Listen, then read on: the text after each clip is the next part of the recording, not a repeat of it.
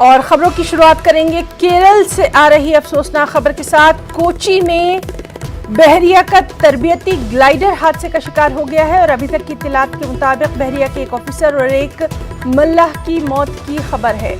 तो इस वक्त की अहम खबर केरल से, जहां कोची में बहरिया का तरबियती ग्लाइडर हादसे का शिकार हुआ और अभी तक की इत्तलात के मुताबिक बहरिया के एक ऑफिसर और एक मल्लाह की मौत हो गई है।